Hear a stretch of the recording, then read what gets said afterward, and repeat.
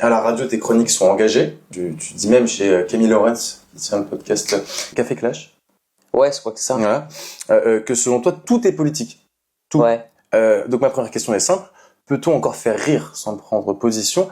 Et est-ce que si tout est politique, un humoriste neutre, c'est un humoriste lâche? Alors, je pense que ne pas parler de politique, c'est déjà politique.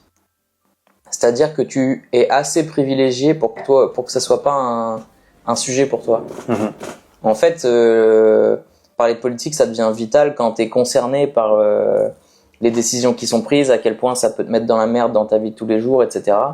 Et quand pour toi la politique c'est pas important, c'est que t'es ultra privilégié. Est-ce que le rôle d'un humoriste, c'est pas justement de nous sortir un peu de ce quotidien un peu nauséabonde? Alors, pourquoi on parle de Molière, pourquoi on parle de Coluche, pourquoi on parle de ces gens-là? C'est des gens qui critiquent ce qui ne va pas dans la société et qui aident ceux d'en bas à le réaliser, à les fédérer, à faire aller de l'avant. C'est pas censé juste distraire. À la base, t'es censé être engagé. Le bouffon du roi, il prenait des risques. Tu vois, c'est ça en fait. Tu te revendiques de cette mouvance de Molière, de Coluche?